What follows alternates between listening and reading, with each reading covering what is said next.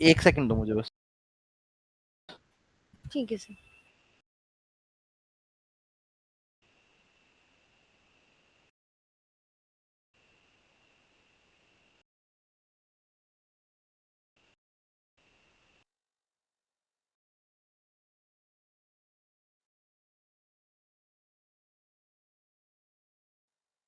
आजा आजा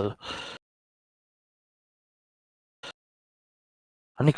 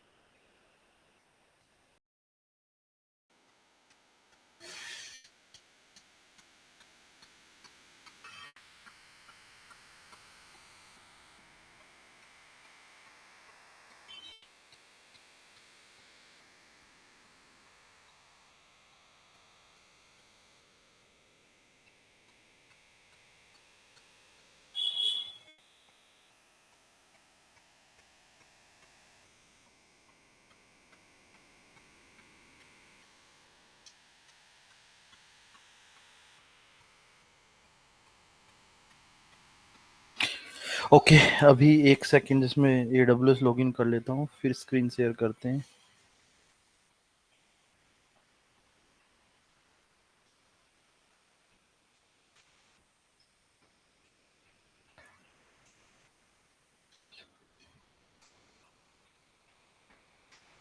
मेरा स्क्रीन दिखे तो बताना।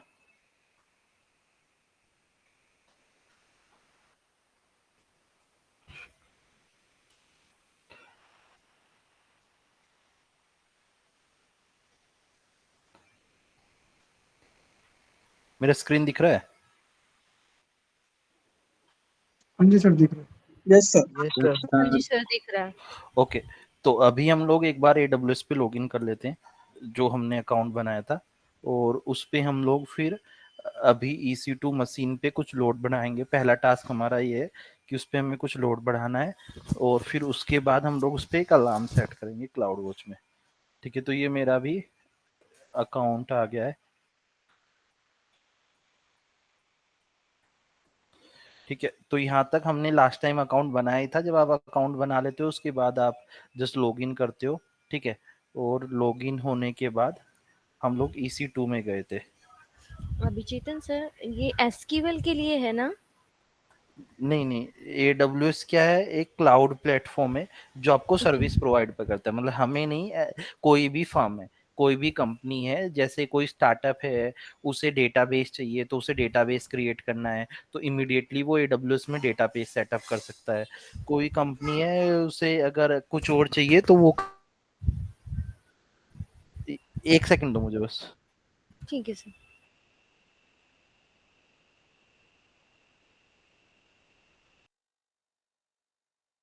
आजा आजा अनिक।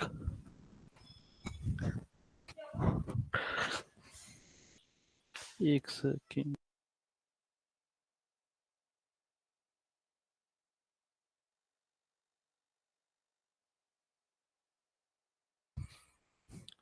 हाँ अभी ठीक, सॉरी, एक सेकंड।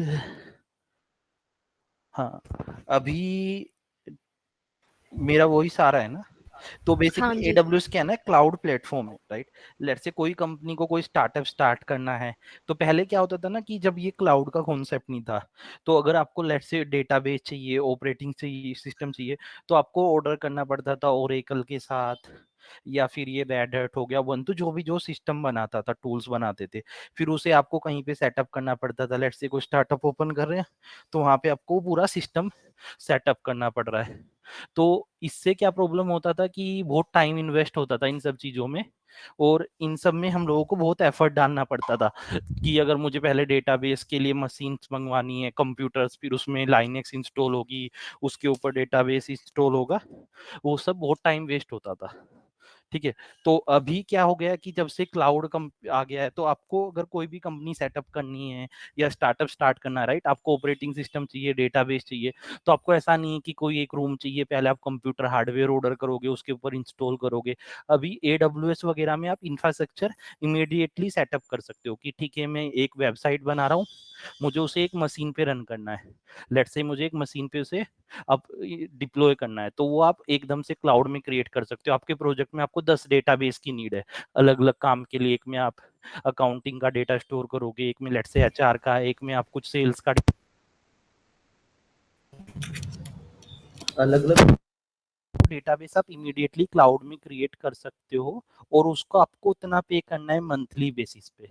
तो लेट्स से अगर मैंने कोई स्टार्टअप सोचा, मैंने बहुत इन्वेस्ट किया, राइट, अगर आप एक बार परचेज कर लोगे हार्डवेयर, तो वो फिर क्या है कि लेट्स से आपका स्टार्टअप नहीं चला, तो वो बेचना पड़ेगा आपको, कंप्यूटर हार्डवेयर जो भी आपने मंगाया है, राइट।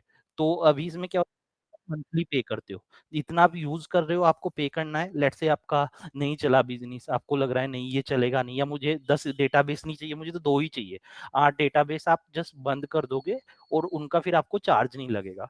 तो जब से क्लाउड आया है, इन लोगों ने ऑलरेडी सारा इंफ्रास्ट्रक्चर सेटअप करके रखा है, बहुत सारे डेटाबेस ऑलरेडी सेटअप करके रखे हैं, ऑपरेटिंग सिस्टम जस्ट हमें नीड के बेस पे जाना है, जो भी मुझे सर्विस चाहिए वो मुझे यूज करनी है, जितना मैं यूज करूंगा उतना पे करना है। लेट्स से मुझे कि कुछ एक एप्लीकेशन 7 दिन चलानी है, तो मुझे एक मशीन क्रिएट करनी है 7 दिन के लिए, और वो मशीन मैंने स्टार्ट किया, उस पर जो मुझे रन करना था मैंने 7 दिन के लिए चलाया, मैंने उसे बंद कर दिया, तो मुझे सिर्फ 7 दिन का पेमेंट करना है। ऐसा नहीं कि मुझे खरीद के रख लेनी है फिर मैं उसे बेचता फिर रहा हूँ मार्केट में। तो जब जब से ये क्लाउड का कॉन्सेप्ट आया है, तब से चीजें बहुत इजी हो गई हैं। आपको जस्ट अपने प्रोडक्ट पे फोकस करना है कि अगर आप लेट से पेटीएम जैसा बैंक वो बना रहे हो कोई ऐप, तो आपको सिर्फ ऐप बनाने पे फोकस करना है। उसके बैक एंड में डेटाबेस, ऑपरेटिंग सिस्टम, वो खरीदने की नीड नहीं, वो आप किसी भी क्लाउड में इमीडिएटली जाके सेटअप कर सकते हो बहुत फास्ट। और आपको बस अपने प्रोडक्ट पे फोकस करना है। इंफ्रास्ट्रक्चर आपको AWS, गूगल क्लाउड या अजूर कोई भी दे देगा। ठीक है, तो इसमें हम वही कर रहे हैं कि हम लोग जो प्रोजेक्ट दिखा रहे हैं, हम लोग बोलेंगे कि इस प्रोजेक्ट में हम लोग बेसिकली AWS क्लाउड पे काम करते हैं, हमारा जो ऑपरेटिंग सिस्टम है, जो हमारा डेटाबेस है, वो सब AWS क्लाउड में ही है। ठीक है, तो वैसा हमें बोलना है। ठीक है, तो अभी हम लोगों ने क्या देखा था कि लाइनेक्स मशीन कैसे क्रिएट करने हैं, वो सब लोगों को आ गया है ऑलरेडी। तो AWS में अगर आपको एक लाइनेक्स मशीन सेटअप करना है तो उसके लिए EC2 सर्विस यूज करते हैं। ठीक है, तो अभी ऑलरेडी हमारे पास एक मशीन रनिंग है, उसे हम एक बार टर्मिनेट कर देते हैं, फिर नया मशीन बना के देख लेते हैं। तो अगर आपको किसी को स्टॉप करना है तो बंद हो जाएगी, रिबूट से रिस्टार्ट हो जाएगी। अभी इसे टर्मिनेट कर देते हैं। ठीक है, तो अभी हमारे पास कोई लाइनेक्स मशीन नहीं है एक्टिव, वो ये भी चली जाएगी, ये टर्मिनेट कर दिया। अभी मैं एक लाइनेक्स मशीन लॉन्च करना है मुझे, तो इसमें लाइनेक्स मशीन लॉन्च करने में आपको कुछ भी टाइम नहीं लगता, इमीडिएटली हो जाता है। तो अगर आपको क्लाउड में एक लाइनेक्स मशीन क्रिएट करना है, तो हमने लॉन्च इंस्टेंस पे क्लिक किया, इसे मैंने कुछ भी नाम दे दिया, माई लाइनेक्स। ठीक है, फिर ये इसमें क्या रहता है कि आपको क्या चाहिए, AWS लाइनेक्स चाहिए, उबंटू चाहिए, रेड हैट चाहिए, और भी ऑप्शन आ रहे हैं। तो मुझे ये SUSE लाइनेक्स या डेबियन, तो मुझे नहीं चाहिए कोई भी, जो डिफॉल्ट आ रहा है हम वो लेंगे, क्योंकि हमें फ्री वाला चाहिए। बेसिकली हमने तो अकाउंट लर्निंग के लिए बनाया है, तो हमें फ्री टीयर चाहिए जिसके लिए हमें ये कुछ भी चार्ज ना करे। तो फ्री टीयर के लिए ये अर्थ हमने यही रख लिया है। तो ये तो हो गया आपका लाइनेक्स का टाइप, कौन सा लाइनेक्स का फ्लेवर चाहिए। फिर होता है इंस्टेंस, कि कितना CPU मेमोरी चाहिए। तो जो एक जिसमें T2 माइक्रो करके है इंस्टेंस टाइप, वो बहुत छोटा सा है, इसमें आपको 1 GB मेमोरी मिलता है। इसमें बहुत सारे हैं जिसमें आपको 2 GB, 4 GB, 500 GB मेमोरी तक के भी मिलते हैं। मेमोरी मतलब रैम की बात कर रहे हैं, हार्ड डिस्क की बात नहीं कर रहे। हार्ड डिस्क अलग है, मेमोरी की बात हो रही है। तो 500 GB मेमोरी के भी इसमें बड़े बड़े ऑपरेटिंग सिस्टम आप क्रिएट कर सकते हो, लॉन्च कर सकते हो। अभी हम लोग फ्री वाला कर रहे हैं, तो ये free tier eligible operating system है। ठीक है, और इसके बाद हम लोगों ने बताया था लास्ट टाइम कि इसमें बेसिकली पासवर्ड का कॉन्सेप्ट नहीं होता। जब आप लाइनेक्स मशीन क्रिएट करो, एक डिफॉल्ट यूजर क्रिएट होगा, EC2 हाइपन यूजर। जो EC2 हाइपन यूजर हमारा डिफॉल्ट यूजर है, उसका कोई पासवर्ड नहीं है, हम लोग ऐसा सेट कर रहे हैं। इसमें पैम फाइल होती है, बेसिकली इसमें की यूज होती है लॉगिन के लिए। वो जब भी आप ऐसे पुट्टी के थ्रू कनेक्ट करोगे, हमने लास्ट टाइम पुट्टी के थ्रू कनेक्ट किया था, तो भी उस पैम फाइल का ही यूज करना है। अगर आप यहीं पे लोग कनेक्ट करते हो, इसमें भी AWS में भी ऑप्शन आता है, तो उसी से हमें कनेक्ट करना है। तो यहाँ पे हम लोग क्या करेंगे, क्रिएट न्यू की पेयर कर देंगे। आप एग्जिस्टिंग भी सेलेक्ट कर सकते हो, हमने लास्ट टाइम जो बनाया था वो भी दिखा रहा है, बट हम नया बना लेते हैं। लेट्स से हम फर्स्ट टाइम कर रहे हैं, तो माई फर्स्ट की ले देते हैं इसका नाम। इस की का आप कुछ भी नाम दे सकते हो, इसे हम लोग यूज करेंगे। तो इसे मैंने क्रिएट कर दिया। अब ये की फाइल डाउनलोड भी होगी, यही लॉगिन के लिए यूज होगा, जो मेरा फर्स्ट की है। और इसके बाद में इंस्टेंस को लॉन्च कर देता हूँ। तो हम लोग क्या कर रहे हैं, एडब्ल्यूएस में एक लाइनेक्स मशीन लॉन्च कर रहे हैं, और उस पे हम लोग बेसिकली, हमारा गोल क्या है कि इस लाइनेक्स मशीन को जो हम लोग लॉन्च कर रहे हैं, इससे हम लोग कनेक्ट करेंगे, और फिर इसके ऊपर हमें एक अलार्म सेट करना है कि अगर हमारा हाई सीपीयू, इसका सीपीयू से लेट से 50% से ज्यादा जाता है तो मुझे मेल आ जाए। ठीक है, हमारा गोल वो है। तो उसके लिए हम लोगों ने क्या किया, एडब्ल्यूएस में EC2 में जाके एक लॉन्च इंस्टेंस लॉन्च कर दिया। अभी ये काउंट 1 हो जाएगा, अभी वो जो स्टार्ट कर रहा है, ये हो गया 1, देखो। तो ये एक इंस्टेंस हमने लॉन्च कर दिया। EC2 क्या, एक सर्विस है एडब्ल्यूएस में, जहाँ पे आप लोग operating system, basically virtual server create कर सकते हो। तो ये रनिंग में इंस्टेंस, तो जब आपने इसका नाम, हमने माई लाइनेक्स दिया था, इसका नेम आ रहा है। हर लाइनेक्स मशीन की एक यूनिक आईडी होगी, आप n number of Linux machine launch कर सकते हो अकाउंट में। ठीक है, तो वो आप यहाँ पे कर सकते हो, कितनी कर सकते हो, वो उसका सर्विस कोटा यहाँ पे होता है। ये बेसिकली यहाँ पे आपके नाम पे दिखाता है सर्विस कोटा। एक अकाउंट में आप कितनी लाइनेक्स मशीन, कितने डेटाबेस बना सकते हो, वो सब इधर दिखता है आपको सर्विस कोटा में। अगर आपको ये बढ़ाना है तो आप रेज भी कर सकते हो रिक्वेस्ट, तो आप इसमें मल्टीपल लाइनेक्स मशीन लॉन्च कर सकते हो। और इधर यहाँ पे जाके आपके नाम के ऊपर जो अकाउंट का इधर सर्विस कोटा दिखाता है आपको, इसमें रहता है कि किसके हम लोग कितना सर्विस का कोटा है। तो इधर EC2 का भी रहेगा Kota, EC2 fast launch, EC2। तो हमारे अभी इसमें डिफॉल्ट कोटा 40 का है, हम लोग 40 अच्छा लॉन्च कर सर, सकते हैं। जैसे हमने सर्वर कनेक्ट किए थे, हमारे पास बहुत सारे ऑप्शंस थे, EC2 था और बहुत सारे थे, तो उनका क्या यूज है और चीजों का, और हमने EC2 ही सिलेक्ट क्यों किया है?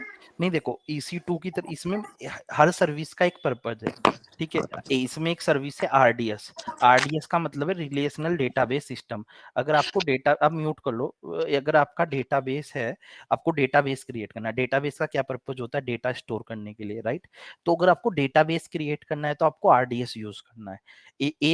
दो सर्विस एक काम नहीं करेगी, इसमें हर सर्विस का अपना अपना यूज है। तो अगर आपको डेटाबेस क्रिएट करना है, आपको RDS यूज करना है। आपको ऑपरेटिंग सिस्टम चाहिए तो मतलब EC2 यूज करना है। मशीन के लिए हम खाली EC2, मतलब अगर हमें करेंगे, मशीन क्रिएट करना हाँ है तो करेक्ट, EC2। हाँ करेक्ट। इसी तरह से हम लोग मॉनिटरिंग करेंगे। अभी जैसे मैंने बोला, अलार्म लगाना है कि अगर मेरा CPU से 90% पे जाता है तो मुझे मेल आ जाए या मैसेज आ जाए फोन पे, तो वो क्लाउड वॉच में अलार्म होगा। तो cloud watch basically matrix collect करता है, लॉग्स कलेक्ट करता है हर चीज के, कि आपका CPU यूसेज कितना है, मेमोरी कितना है, आपका डेट मशीन कब अप गया, डाउन गया, उसके ऊपर आप अलार्म लगा सकते हो, वो क्लाउड वॉच में होगा। तो इसलिए EC2 का पर्पज है कि हम लोगों को मशीन अगर क्रिएट करना है तो वो EC2 में होगा। ठीक है, तो ये हम लोग इस अकाउंट में 40 मशीन क्रिएट कर सकते हैं, और उसमें कोटा भी हम बढ़वा सकते हैं, उधर ऑप्शन आता है इंक्रीज कोटा का। ठीक है, तो बाय डिफॉल्ट इसमें लिमिट 40 की है। इस पे भी अगर मुझे कनेक्ट करना है, मुझे इसे सेलेक्ट करना है और कनेक्ट पे क्लिक करना है। तो जैसे ही मैं ये सेलेक्ट करके कनेक्ट पे क्लिक करता हूँ, ये मुझे बोलता है कि इसका जो यूजर नेम है, ये डिफॉल्ट यूजर यूज होता है, ये बाय डिफॉल्ट यूजर क्रिएट होता है इसमें। और इस पे हम लोग कनेक्ट पे क्लिक करते हैं, नया सेशन ओपन हो जाता है।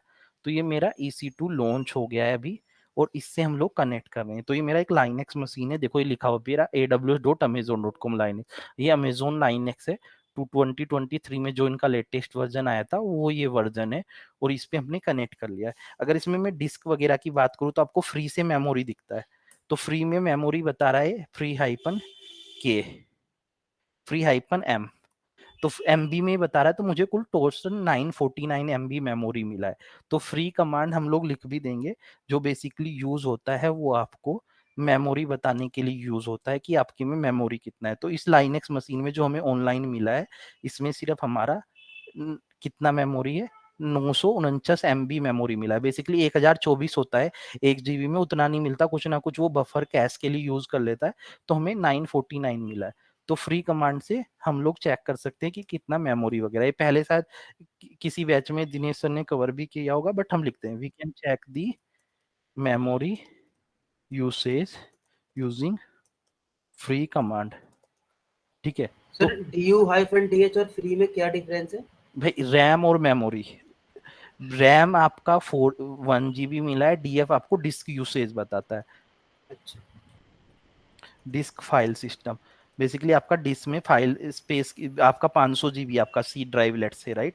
तो वो विंडोज में सी डी ई ड्राइव होते हैं, यहाँ पे आपका डी यू, बेसिकली यहाँ पे आपका फाइल सिस्टम होता है, राइट। तो डीएफ से आपको डिस्क फाइल सिस्टम बताता है, आपके 5 फाइल सिस्टम है तो किसमें कितना जीबी मेमोरी है वो सब आपको बताएगा। तो फ्री से हमें रैम पता चलता है। तो अगर मैं डीएफ करता हूं तो डीएफ में मुझे डिस्क पता चल रहा है, बोल रहा है ये सब फाइल सिस्टम है। कोई फाइल सिस्टम टोटल की बात करते हैं तो कोई 190 एमबी का है, कोई 400 एमबी का, तो ये बहुत छोटा सा मशीन है, सिर्फ एक में 8 जीबी है, ठीक है। तो ये डी और डीएफ कमांड से आप बेसिकली आपको मेमोरी देखना है, रैम देखना है, फ्री कमांड, ये फ्री माइनस एम एमबी में दिखा रहा है, सिर्फ फ्री लिख रहे हो तो ये केबी में दिखा रहा है आपको, इतना डिफरेंस है, ठीक है। कौन सी डीयू डीयू क्या बताता है जनाब? डिस्क यूसेज, आप किसी एक पर्टिकुलर फाइल बेसिकली अगर मैं इस लोकेशन पे हूँ, अच्छा इसे चला लेते हैं यहाँ पे, अगर मैंने यहाँ पे किया ड्यू -h और एंटर, तो ये मुझे बता रहा है कि जो आपकी करंट लोकेशन है उस पे सारी फाइल्स वगैरह 16 केबी स्पेस ले रही है। तो जिस लोकेशन पे आप हो वहां पे टोटल बेसिकली अगर आपने एक फोल्डर का नाम दिया तो फोल्डर कितना स्पेस ले रहा है वो सब कैलकुलेट करने के लिए हम ड्यू का यूज करते हैं, डिस्क यूसेज। अगर मैं अभी करंट लोकेशन की बताएगा ना आंसर। करेक्ट, मैं बाहर चला जाता हूँ इससे, लेट से मैं यहाँ पे आ गया, यहाँ पे EC2 हाइपन यूजर है, तो मैंने बोला DU-H और EC2 हाइपन यूजर, तो ये मुझे क्या बताएगा कि आपका जो EC2 हाइपन यूजर फोल्डर है वो कितना डिस्क यूज, बेसिकली ये EC2 हाइपन यूजर वाला फोल्डर कितना स्पेस ले रहा है। तो DU आपको बताता है एक पर्टिकुलर फोल्डर के लिए, अगर आप उसके साथ फोल्डर का नाम दे रहे हो तो वो फोल्डर उसके अंदर की फाइल्स वगैरह मिला के कितना स्पेस ले रहे हैं, राइट। डीएफ आपको बताता है जो आपके फाइल सिस्टम जैसे सी डी ई ड्राइव होता है वो सारे कितना स्पेस ले रहे हैं। तो डीएफ में आपको फाइल सिस्टम पता चल रहा है कि मेरे 5 फाइल सिस्टम है, टोटल स्पेस कितना है, यूज कितना है, फ्री कितना है। तो ये तीनों कमांड में कंफ्यूज नहीं होना। फ्री में हमें रैम पता चलती है कि आपकी रैम कितनी है, कितनी यूज है, अवेलेबल है, ठीक है। डीएफ में आपको फाइल सिस्टम पता चलता है, डीयू में आपको पता चलता है बेसिकली अगर आप एक लोकेशन पे हो और वहां पे आप डीएफ चलाते हैं तो वो पर्टिकुलर फोल्डर जिस फोल्डर में वो कितना, डीयू बताता है कि आपको वो फोल्डर कितना स्पेस ले रहा है। हो सकता है कि मेरे डाउनलोड के अंदर 10 फोल्डर है, ठीक है, तो अभी मुझे देखना है 10 में से कौन सा फोल्डर कितना स्पेस ले रहा है, तो मैंने लिखा लेट से ड्यू स्पेस फोल्डर 1, तो मुझे बताएगा फोल्डर 1 एग्जैक्टली कितना स्पेस ले रहा है उसके अंदर की सारी फाइल्स वगैरह मिला के। तो लेट से उसके अंदर 1 जीबी की कोई फाइल हुई तो बताएगा कि टोटल स्पेस ये 1 जीबी ले रहा है फोल्डर। दूसरा फोल्डर हो सकता है 10 केबी ले रहा हो, तो वो इंडिविजुअल फोल्डर का बताएगा। हम यहाँ पे कुछ और फोल्डर भी बना देते हैं। अच्छा इसके अंदर जाते हैं, EC2 के उधर बनाते हैं इसकी होम डायरेक्टरी में। तो अभी तो यहाँ पे कुछ है ही नहीं, तो एक हम लोग फाइल में रीडायरेक्ट कर देते हैं इसका आउटपुट ही, और कुछ हम लोग फोल्डर भी बना लेते हैं, CP भी कर देते हैं फोल्डर 1 के अंदर।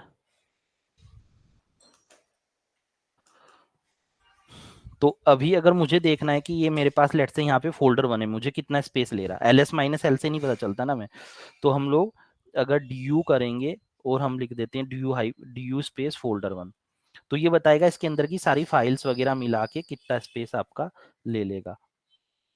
तो ये 8 KB ले रहा है। और इसी तरीके से लेट से इसमें कुछ अभी है नहीं ज्यादा, हम लोग कोई ऐसा फोल्डर देखते हैं जिसमें बहुत सारी फाइल्स हैं। हाँ यहाँ पे जैसे हम लोग TMP पे, तो हम लोग अगर DU करते हैं तो ये बता रहा है कि ये सारे फोल्डर्स ये सब ब्लैंक फाइल्स ही है, तो ये कुछ ले नहीं रहा, जीरो ही स्पेस ले रहा है। तो ये सारी जो फाइल्स वगैरह हिडन फाइल्स वगैरह मिला के ये सब ये फोल्डर सब जीरो हैं, तो ये जीरो ही ले रहा है।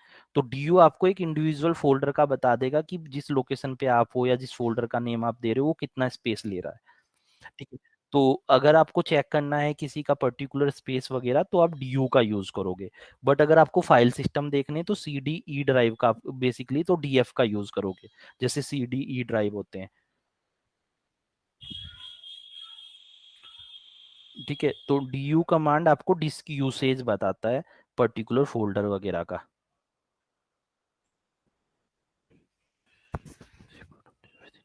तो एक पर्टिकुलर डायरेक्टरी और फाइल्स के लिए हम लोग उसे यूज कर सकते हैं। We can use du command to analyse and the disk usage with in directories and files.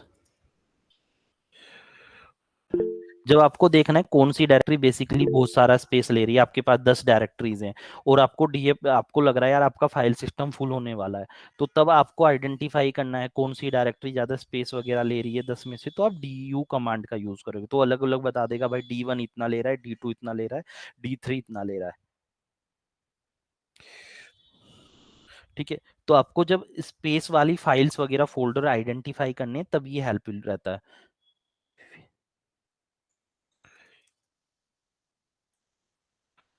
Sorry अभिचेतन, एक बार ये एक शॉर्ट में रिपीट कर दोगे क्या? एक्चुअली मैंने थोड़ा लेट ज्वाइन किया था। नहीं समझा, ये सब कमांड तो हमने मॉर्निंग बैच में सब किया है, मतलब इवनिंग में नहीं किया इसलिए मैं करा रहा हूँ, बट ये तो आपके टाइम में हमने कवर किया है, आपने देखा भी होगा।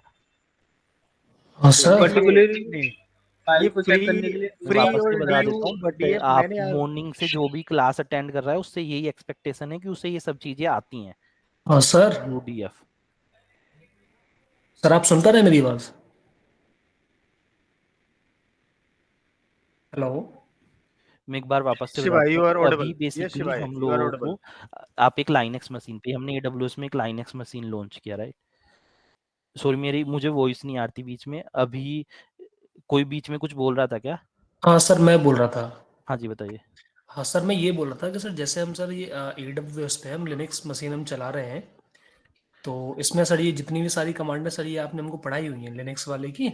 हाँ हाँ, जो तो एक्चुअली सर इसमें मतलब ये बेसिकली ये काम कर रहा है कि आप इसको आप इस AWS को आप पेड करोगे अमाउंट, और ये आपको कुछ टाइम के लिए रेंटल के लिए आपको अपना टर्मिनल आपको दे देता है ये काम करने बेसिकली के लिए। आपको कंपनी में जितने दिन आप लाइन AWS में जो मशीन यूज करोगे उतने दिन पे करोगे। हो सकता है कि हाँ। कभी कंपनी में हमें 10 मशीन की नीड है, कभी बिजनेस नीचे जा रहा है तो हम कम कर देंगे मशीन्स, तो तो उस टाइम सर पे मैं वो वही कम पे पूछ रहा था करेगा। कि जैसे कि सर इस पे लाइनेक्स मशीन चल रही है, वैसे सर इस पे SQL और जीरा पुट्टी ये सब इस पे चलेगा? हाँ। डेटाबेस भी इसमें क्रिएट कर सकते हैं। जीरा टिकटिंग टूल है, जीरा बेसिकली डिफरेंट कंपनी ओन करती है, उस वो AWS में नहीं है, बट हाँ वो AWS में नहीं है जीरा। तो बट जैसे कि सर अगर हमको SQL की हमको कमांड चलानी हो तो सर हम इसी लिनक्स पे चलाएंगे, या फिर हमको मतलब हमको पोर्टल हमको चेंज करना पड़ेगा? तो इसमें हम लोग RDS क्रिएट करेंगे, उस पर हम लोग जाएंगे, तो RDS अच्छा, से हम मतलब लोग कि कनेक्ट लिनक्स करके, की जो कमांड है वो लिनक्स पे चलेंगी, जो SQL की कमांड है वो SQL पे चलेंगी। करेक्ट।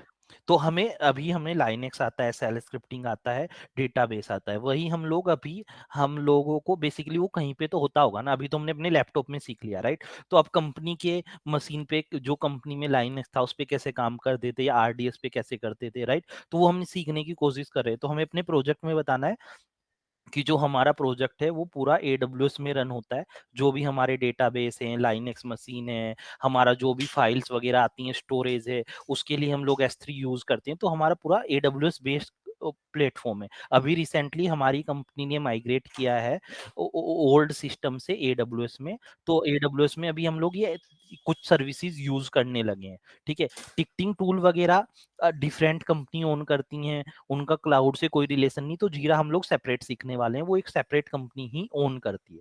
ठीक सर है, मेरा एक डाउट और था।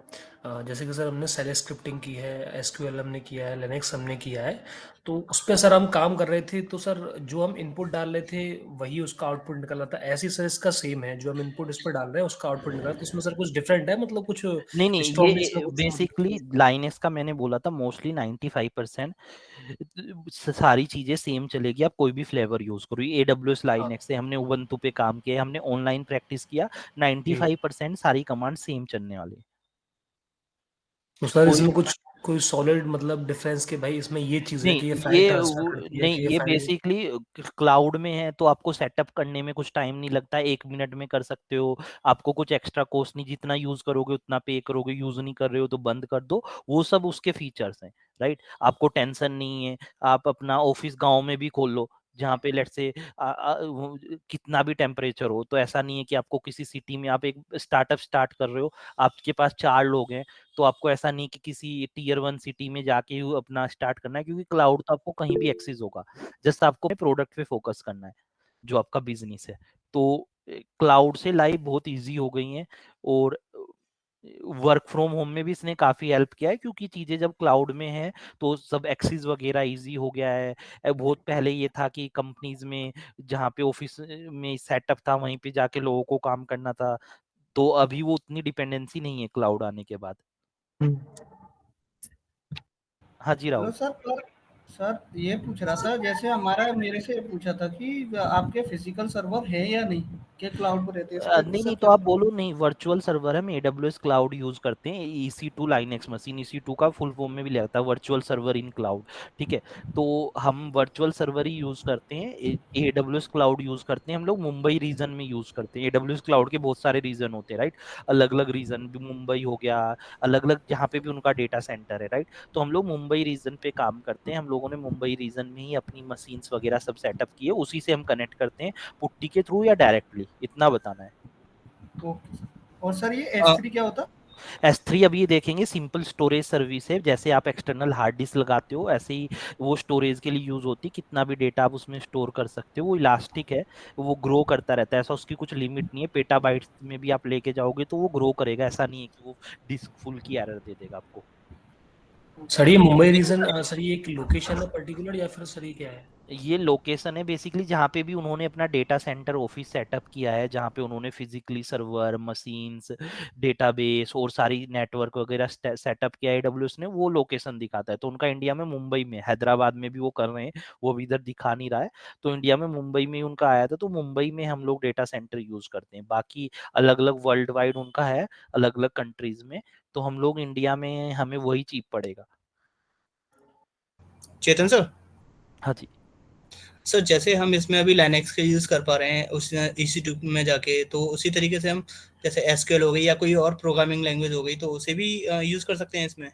एसक्यूएल आपको बेसिकली डेटाबेस इसमें क्रिएट कर सकते हैं, वो हम लोग आगे देखेंगे RDS से, और फिर उस पे हम लोग एसक्यूएल डेवलपर से कनेक्ट कर सकते हैं, या यहाँ से कमांड लाइन से भी कनेक्ट कर सकते हैं, और उस ओके, पे हम नहीं लोग काम कर सकते हैं।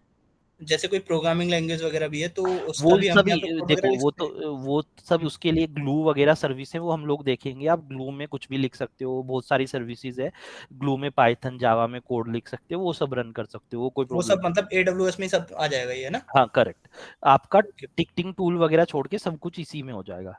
सर, एक चीज़ और, जैसे अभी हमने ये इस पे हम वर्क कर रहे हैं EC2 पे, और हमने कल को ज्वाइन किया, लॉगिन किया फिर से, तो वो कैसे स्टार्ट करते हैं, एक वो और रिपीट कर दिए। नहीं, आपने लॉगिन कर लिया तो फिर ये खुद ही रहेगा ना, ये मशीन यहाँ पे, ये दिखाएगा आपको, जब आप EC2 में जाओगे तो ये आपको यहाँ पे दिखाएगा आपकी जो भी मशीन रनिंग है, तो आपको अकाउंट पे लॉगिन करना है, ये दिखा रहा है ना एक मशीन रनिंग है, तो ये रनिंग है, तो इससे आप सेलेक्ट करके फिर कनेक्ट कर सकते हो, उस पर सेलेक्ट किया और कनेक्ट पे क्लिक कर दिया, तो फिर ओके, ये जो आप। हमने मतलब आज वर्क किया है तो वो एज इट इज़ वैसे ही रहेगा, सेम वहीं से कंटिन्यू कर सकते हैं उसमें, है ना? करेक्ट।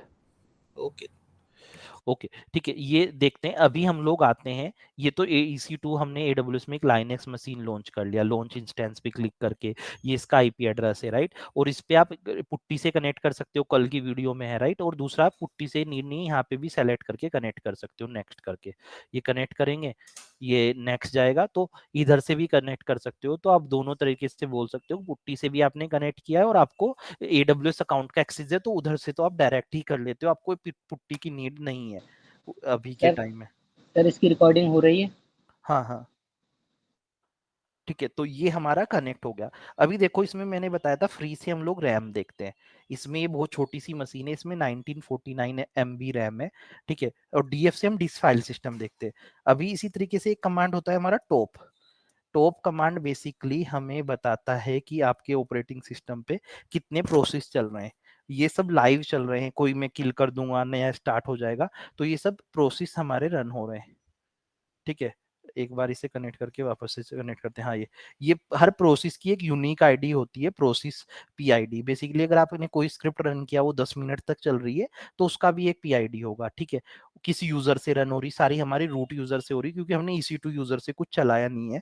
फिर उसका बेसिकली कितना CPU ले रहा है, मेमोरी ले रहा है, क्या कमांड है, तो वो सब चीजें दिखा रहा है, आपके कितना मेमोरी है यहाँ पे, ये भी दिखा रहा है, क्या कब। क्या है, एक बार बताओगे इसको, करोगे इसको, जैसे ये PID यूजर है, PRNI है, वर्चुअल कुछ करके है, रेफ, ये क्या है? ये सारा? ये सब हम लोग डिस्कस करते हैं एक बार। पीआईडी कोई भी आप okay, command run okay, okay. करते हो तो उसका एक यूनिक आईडी होता है, ठीक है। तो वो हम लोग पीआईडी उसे बोलते हैं, प्रोसेस आईडी। आप कुछ भी सबमिट करते हो विंडोज में भी आपको टास्क रनर में दिखाता है, हर जो भी आप रन फायरफॉक्स चल रहा होता है तो इसे एक यूनिक आईडी असाइन कर देता है, उसे प्रोसेस आईडी बोलते हैं। तो कोई भी आप कमांड रन करते हो तो उसका एक प्रोसेस आईडी होता है, वो किस यूजर से चल रहा है, ठीक है, वो उसके लिए यूज होता है, ठीक है। यूजर बेसिकली अगर डिफरेंट यूजर है, बाय डिफॉल्ट ये सारे रूट यूजर से चल रहे हैं। अगर हम लोग चलाएंगे ये EC2 यूजर से हमने टॉप कमांड चलाई तो इससे भी एक प्रोसेस आईडी असाइन हो गया, ठीक है। इसके बाद ये भी हम लोग प्रायोरिटी और नाइस वैल्यू डिस्कस करते हैं। ये सीपीयू और मेमोरी, वो कितना सीपीयू ले रहा है, कितना मेमोरी ले रहा है, किस टाइम चला और क्या कमांड चली है, ठीक है। तो ये 5 फील्ड हमारे मैंडेट इंपॉर्टेंट है। पीआईडी बेसिकली हर प्रोसेस की एक यूनिक आईडी होती है। पीआईडी से आप किसी प्रोसेस को किल भी कर सकते हो, आपको पीआईडी पता है तो आप उसे किल भी कर सकते हो फोर्सफुली। ये किस यूजर से चल रहा है, उसका सीपीयू कितना है, मेमोरी कितना है, किस टाइम पे स्टार्ट हुआ है, किसी प्रोसेस को कैसे किल करेंगे पीआईडी से? वो हम लोग डिस्कस करते हैं। अभी हम लोग उस पे नहीं जा रहे, फिर वरना वो अलग टॉपिक पे चले जाएंगे, ठीक है। तो अभी हम लोग देखने की कोशिश कर रहे हैं कि टॉप कमांड में हमारा सीपीयू मेमोरी कितना यूज है, ठीक है। अभी मेरा सीपीयू लेट से 0% यूज है क्योंकि हमने कुछ चलाया नहीं है, ठीक है। तो इस सीपीयू यूसेज को यहाँ पे भी देखोगे हाई लेवल पे बता रहा है 0 ही है, इसे हमें बढ़ा के 50% करना है या 40% करना है, जिससे इस अगर ये 40% पे जाता है तो हमें मेल आ जाए। आज का हमारा गोल है कि जो हमारा सीपीयू है उसे हमें यूसेज को बढ़ाना है और उस पे हमें एक टिकट कॉन्फ़िगर करना है क्लाउड वॉच में कि अगर मेरा सीपीयू से 40% से ज्यादा जाता है तो हमें मेल आ जाए, ठीक है। तो अभी हम वो कर रहे हैं, टॉप का किल कैसे करना है, प्रोसेस को आइडेंटिफाई कैसे करना है, वो पीएस कमांड में हम लोग देखेंगे, इसके बाद हम लोग वो डिस्कस कर लेंगे, ठीक है। तो अभी हमें क्या करना है कि जो हमें सीपीयू हमारा, क्योंकि हमने कुछ चलाया नहीं है, राइट, अभी इस पे टॉप कमांड से लग कुछ ऐसा हमने चलाया नहीं है। ये जो भी प्रोसेस है ना, ये रूट वाले, ये इंटरनल प्रोसेस है, ये हम लोग मैनेज नहीं करते। जब भी आप ऑपरेटिंग सिस्टम क्रिएट करते हो या जब वो स्टार्ट होता है तो उस टाइम पे खुद ही चल जाते हैं बैकग्राउंड में, ठीक है। ये पूरे सिस्टम के इंटरनल प्रोसेस है, इनसे हमें कुछ ऐसा लेना देना भी नहीं है। तो ये हमने नहीं चलाया, ये सारे खुद ही इंटरनल चल रहे हैं। हम जो भी चलाएंगे वो EC2 यूजर से हमें दिखेगा। जैसे अभी हमने टॉप कमांड चलाया था, अभी हमने इसे स्टॉप कर दिया, तो ये टॉप कमांड हमने चलाया था तो हमारा एक ही प्रोसेस है। ऐसे ही हम बहुत सारी, हम देख रहे हैं तो इसमें 0.3 इसमें आ रहा है।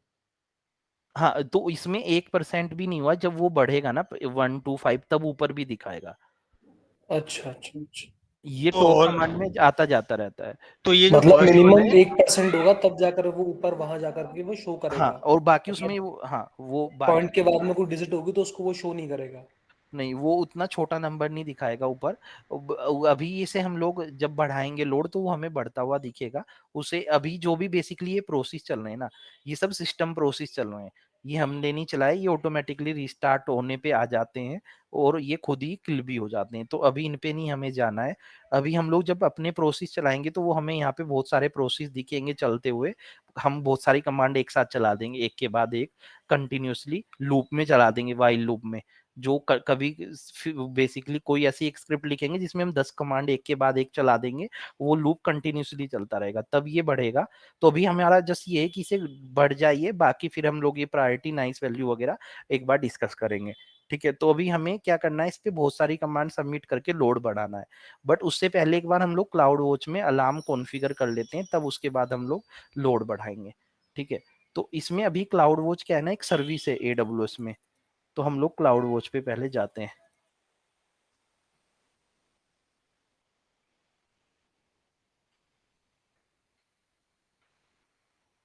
ठीक है।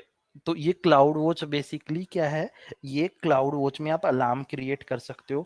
अलार्म्स, फिर जो भी आप अलार्म्स क्रिएट करते हो वो आपको ऑल अलार्म्स में दिखाता है कि भाई आपने ये अलार्म सेट किया हुआ है। और उस अलार्म को फिर आप अगर डिलीट कर देते हो तो वो डिलीट भी यहीं से ही होगा।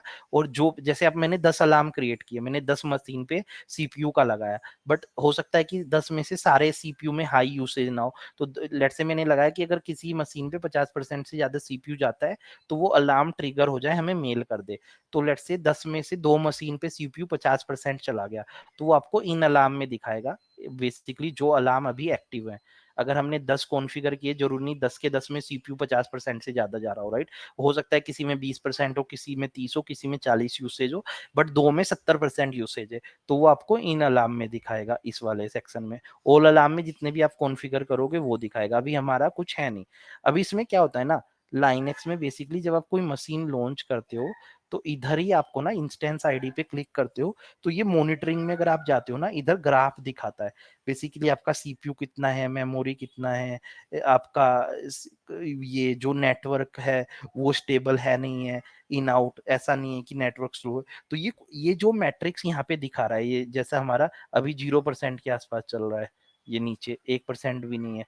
जब ये स्टार्ट हुआ था तब ये 9-10 था, जब ये सेटअप हो रहा था। अब ये लगातार 0 के आसपास ही है। तो ये जो ग्राफ आ रहा है, ये जो भी मैट्रिक्स आ रही है पिछले 1 घंटे की, ये कहाँ से आ रही है? ये क्लाउड वॉच से आ रही है।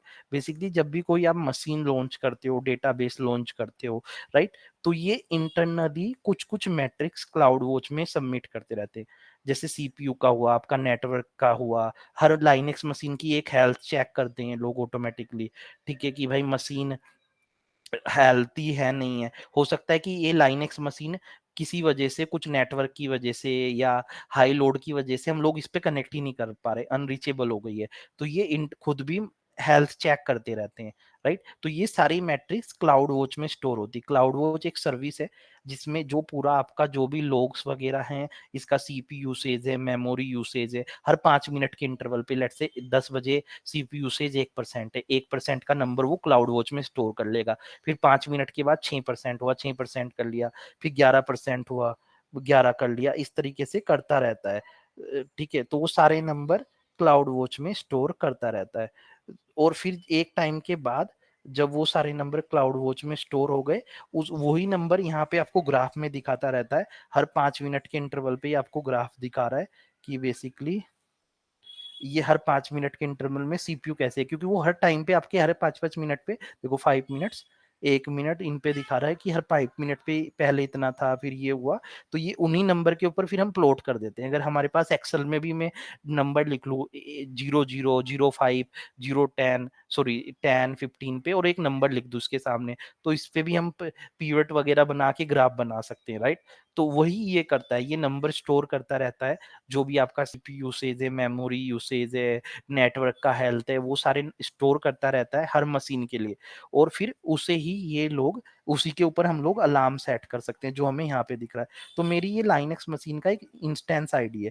ये अगर आपके अकाउंट में 1000 लाइनक्स मशीन भी है, राइट? तो ये सबका यूनिक होगा। तो इससे आप आइडेंटिफाई कर सकते हो कि भाई कौन सी मशीन का कौन सा सीपीयू है क्लाउड वॉच में। तो अभी हम लोग क्या करते हैं, इस इंस्टेंस आईडी को कॉपी करके हम यहाँ पे जाते हैं। तो जैसे मैंने बताया, ये ना एक मैट्रिक है। बेसिकली जो भी जो सीपी यूसेज है वो एक मैट्रिक है, उसे हम मैट्रिक बोलेंगे, सीपी यूसेज। और वो हर 5 मिनट के इंटरवल पे मैट्रिक को स्टोर कर रहा है। तो जो भी हमारी EC2 की मैट्रिक्स है, वो यहाँ पे सब स्टोर हो रही है। तो ये जब हमने अकाउंट बनाया, तो इसने EC2 पे अगर हम लोग जाते हैं, तो आपको ऑल मैट्रिक पे क्लिक करना है। बेसिकली मैंने बताया, जब हम लोग आरडीएस भी बना लेंगे ना, डेटाबेस क्रिएट कर लेंगे, ठीक है, यहाँ पे, तो हमें आरडीएस भी दिखाएगा। तो जो जो ईबीएस करके एक सर्विस होती है, वो हम लोग बाद में देखेंगे। इसमें ये EC2 है, तो ये EC2 को, जो भी हमारा EC2 मशीन हमने क्रिएट किया है, उससे रिलेटेड जो भी मैट्रिक्स है वो इसके अंदर स्टोर कर रहा है। तो यहाँ पे आप इस पे जाओगे और इस पे फिल्टर लगाओगे इंस्टेंस आईडी पे, तो ये आपको दिखाएगा इस लाइनेक्स मशीन के लिए सब इंफॉर्मेशन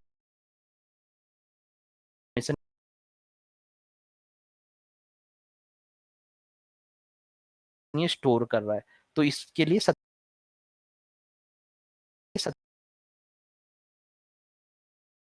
तरह की इंफॉर्मेशन स्टोर कर रहा है। नेटवर्क,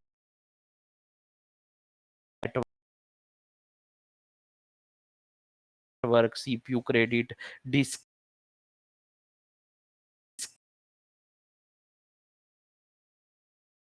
का रीड राइट कितना है,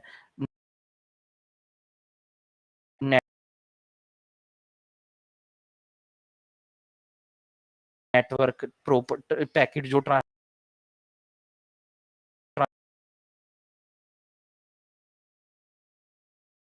करता है इंटरनली, स्टेट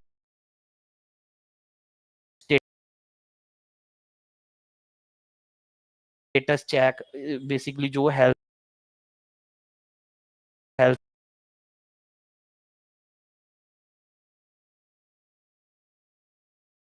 चेक परफॉर्म कर रहा है, ऐसा नहीं है। मशीन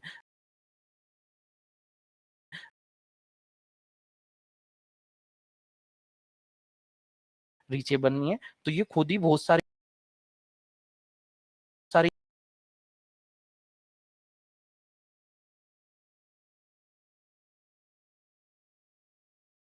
इंफॉर्मेशन स्टोर करता रहता है।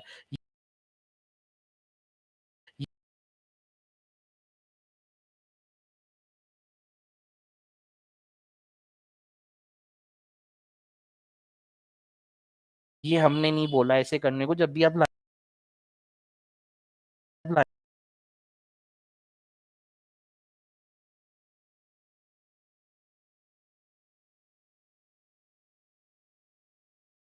लाइनेक्स मशीन सेटअप करते हो तो ये सब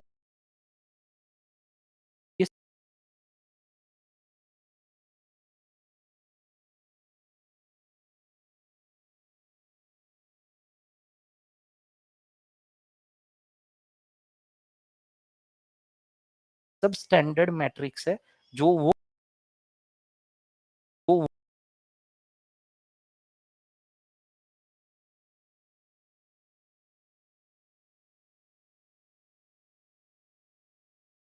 वो कलेक्ट करना चालू कर देता है।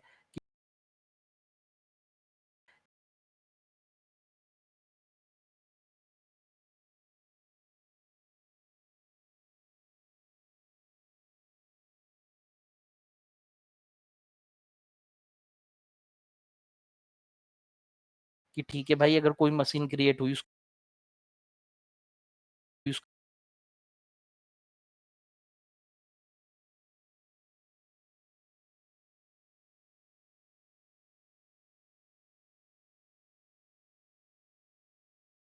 उसका सीपीयू कितना है, उसका नेटवर्क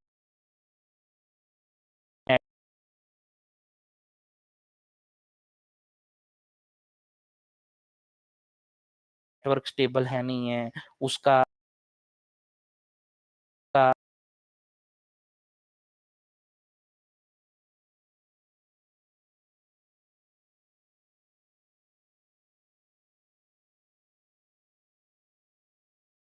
बेसिकली जो अगर आप मशीन पे कुछ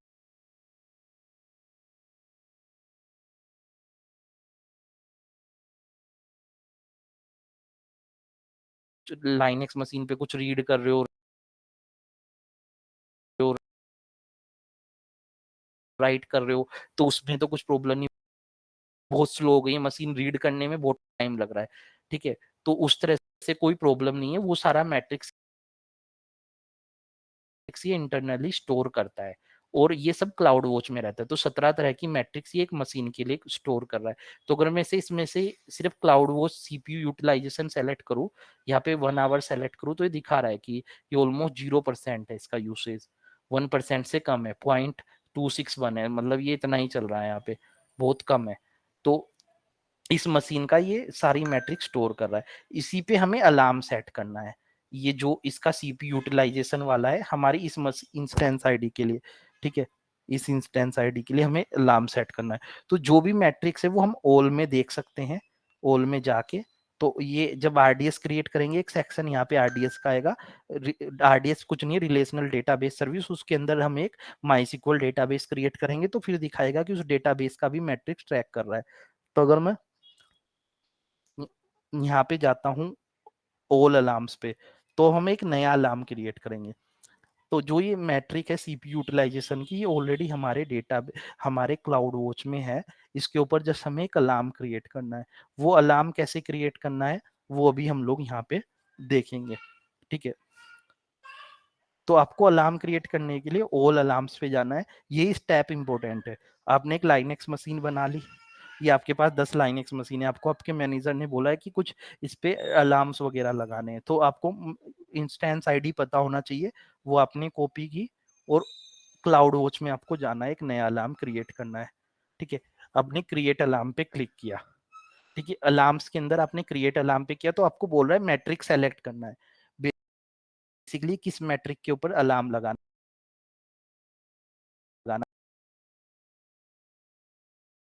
हमें सीपीयू यूसेज पे लगाना है और इस इंस्टेंस आईडी के लिए लगाना है जो ये हमने अभी उधर से कॉपी किया है। तो आपको सेलेक्ट मैट्रिक पे क्लिक करना है और यहाँ पे आपको आके मैट्रिक सेलेक्ट कर लेना है। सेलेक्ट मैट्रिक पे क्लिक करोगे तो वो ऑल का ऑप्शन दिखा रहा है कि कौन सा करना है। यहाँ पे इतनी तरह की है। आपको EC2 में जाना है।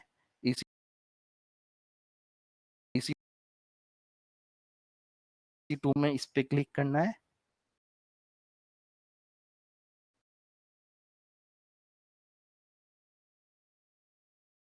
और इसमें मुझे ये अपनी मशीन को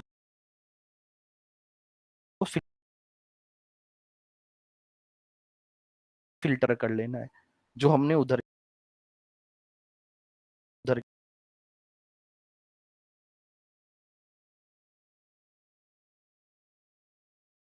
किया था और इसमें से भी आपको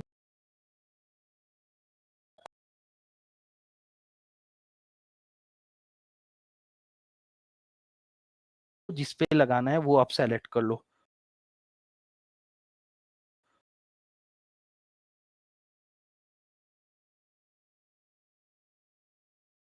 मैंने लेट से इसे सॉर्ट कर लिया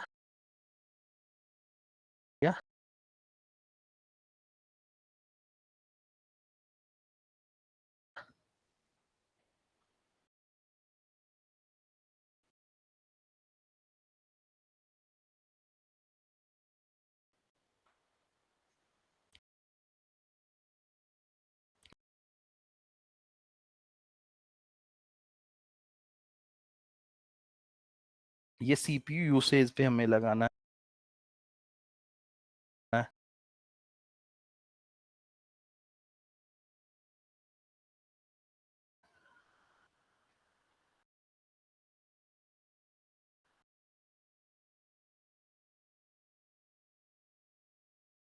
CPU यूटिलाइजेशन तो ये वाला है।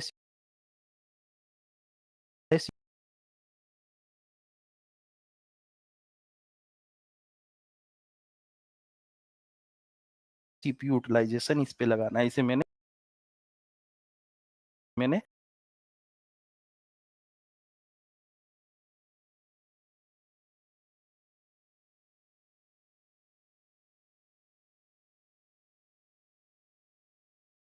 सेलेक्ट कर लिया।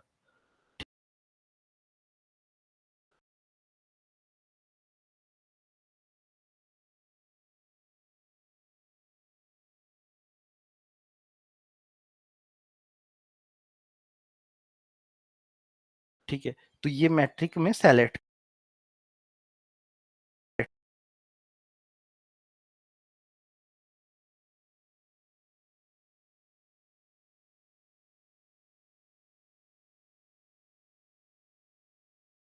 कर लेता हूँ। जैसे जैसे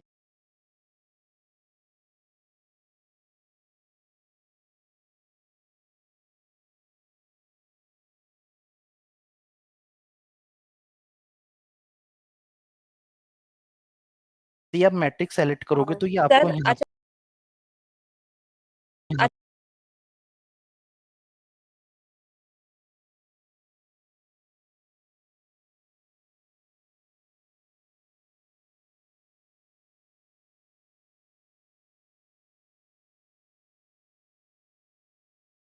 अच्छा जैसे कोई भी मशीन है उसके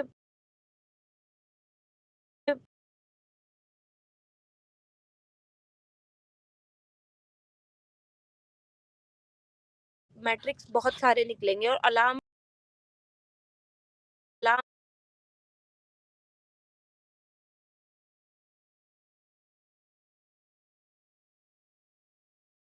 हम अलग-अलग पे ही मतलब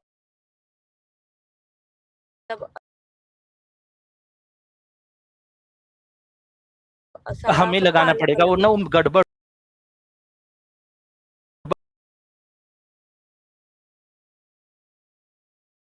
हो जाएगी अगर आप एक से ज्यादा पे लगाओगे।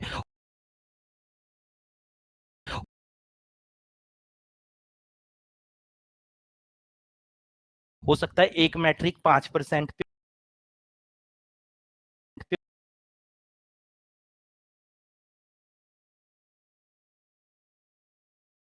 हो, एक मैट्रिक्स 90% पे हो।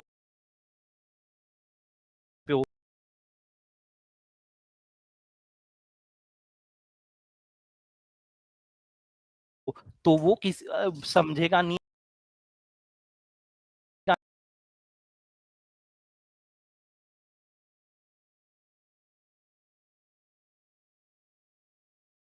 नहीं अलार्म आपको, तो आपको अलग अलग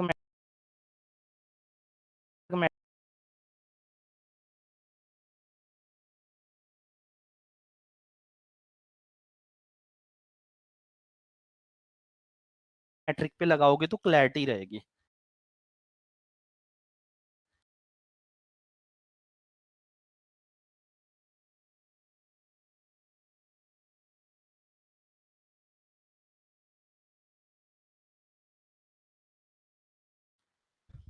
ठीक है सर।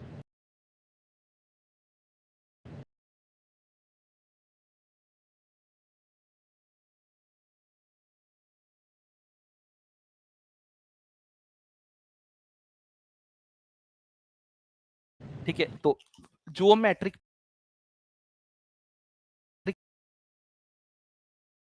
पे आपको लगाना है सीपीयू पे, डेटाबेस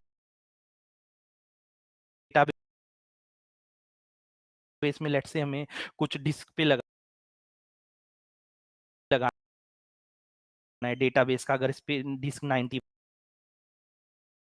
90% पे जाता है, तो आपको वही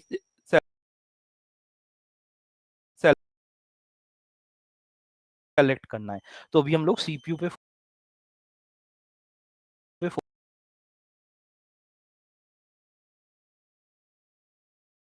फोकस कर रहे हैं।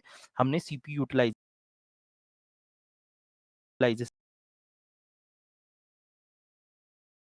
सेलेक्ट कर लिया, तो इसका मैट्रिक का नाम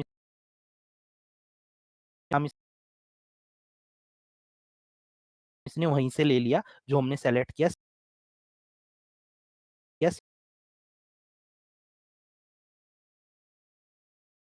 सीपीयू यूटिलाइजेशन, ये उसका इंस्टेंस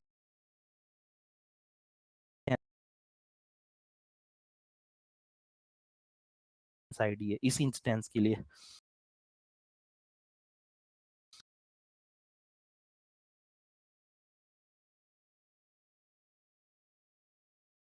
तो अब ये बोल रहा है कि क्या लगाना है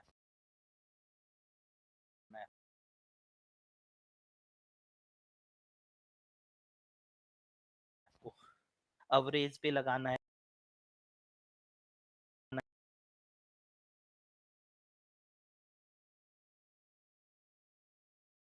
है, सम पे लगाना है, मैक्स। तो ये तो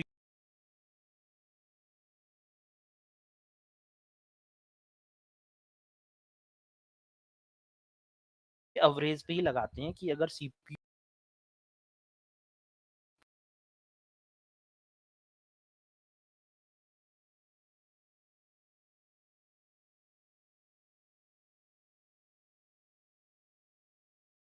यूटिलाइजेशन हमारा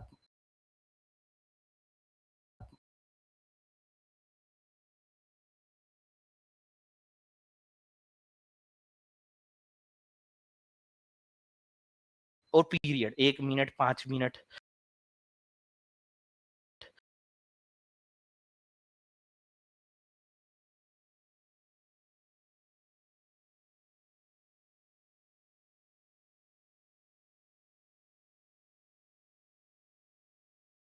पांच मिनट के इंटरवल के बेस पे लगाए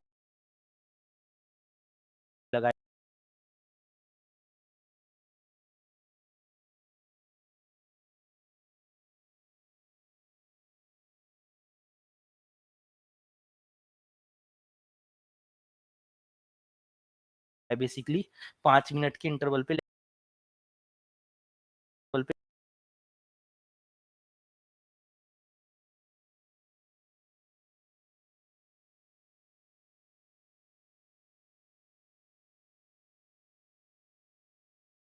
लेट्स से 5 मिनट का सीपीयू इंटरवल पे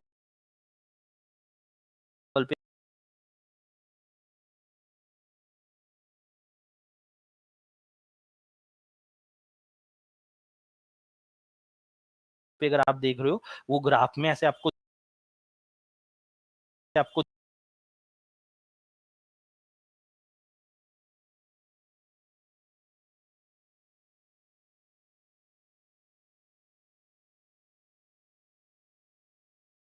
दिख रहा है कि ठीक है कहीं भी कभी 40 है कभी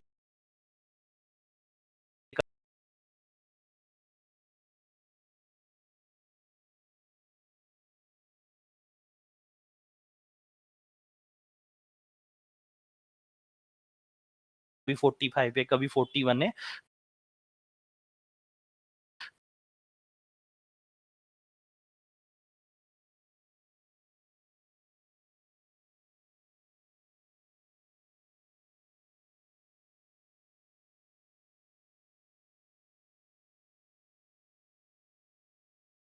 तो हमने बोला कि ठीक है सीपीयू यूटिलाइजेशन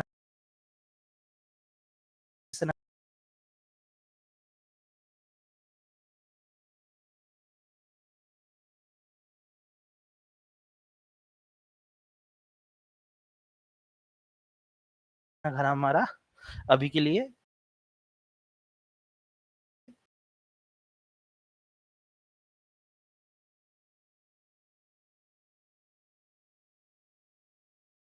45 को क्रॉस करता है तो अलार्म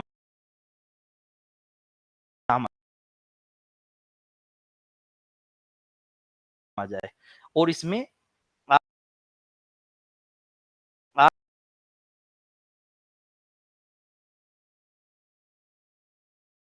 आप स्टैटिक वैल्यू डाल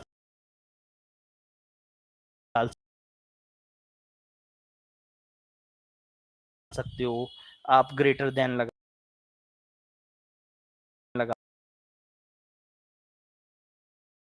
सकते हो, लेस देन लगा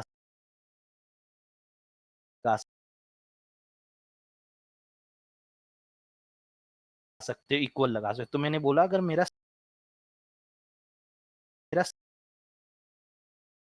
सीपीयू यूटिलाइजेशन लेट्स से 40% से जाता है, एवरेज है 5 मिनट का, एवरेज के बेस पे चेक करें और स्टैटिक वैल्यू मैंने डाल the greater than 40, less than पे लगाना है, लोअर पे, ग्रेटर देन और इक्वल पे लगाना है, वो हम लोग देख सकते हैं।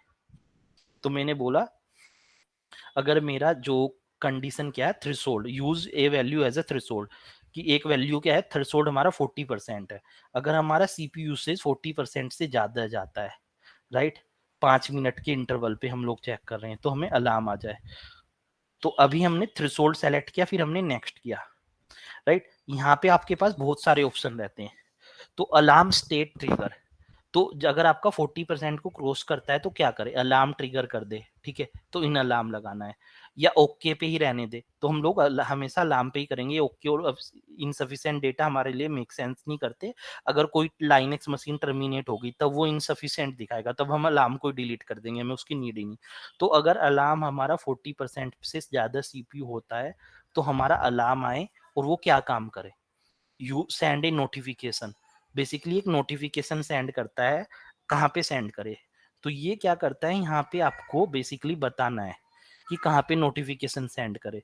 तो यहाँ पे आप अपना ईमेल आईडी दे सकते हो। यहाँ पे ईमेल आईडी का ही ऑप्शन आता है। एक अनदर तरीका है जहाँ पे आप ये टॉपिक सेलेक्ट करके दूसरा और ऑप्शन भी दे सकते हो। तो हमने बोला क्रिएट न्यू टॉपिक, क्योंकि पहले से हमने कुछ बनाया नहीं है तो हम एक नया टॉपिक क्रिएट कर रहे हैं। हम बोल रहे हैं कि जो मेल आए वो मेरे इस पे चले जाए। अगर मुझे एक से ज्यादा ईमेल डालने हैं वो भी मैं कोमा सेपरेटेड दे सकता हूँ। तो मैंने बोला कि इस वाली ईमेल आईडी पे मेल आ जाए। आगे हम मोबाइल का भी देखेंगे। ये बेसिकली क्या है ना, अलार्म क्या होती है ना, एसएनएस सर्विस से आते हैं। हम लोग एसएनएस ओपन करेंगे। ये कह रहा है ना सेलेक्ट एन एग्जिस्टिंग एसएनएस, तो मेरे पास कुछ पहले से एसएनएस नहीं है। एसएनएस क्या है, सिंपल नोटिफिकेशन सर्विस है। उसमें क्या होता है, उसमें जब ये अलार्म ट्रिगर होगा 40% से ज्यादा, ये एक नोटिफिकेशन सेंड करेगा, ठीक है, वो एसएनएस को जाएगा। फिर एक एसएनएस को, एसएनएस क्या, सिंपल नोटिफिकेशन सर्विस, अभी हम लोग उसे भी इसके बाद ओपन करके देखेंगे। वो क्या है, एक उसमें एक नोटिफिकेशन जाएगा लेट्स से, और फिर वो नोटिफिकेशन क्या है, उसे मल्टीपल लोग सब्सक्राइब कर सकते हैं।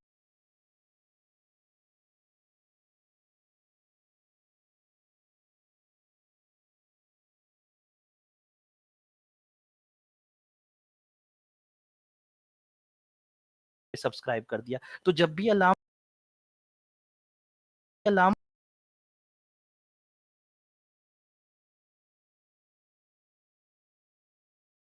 40% को क्रॉस करेगा,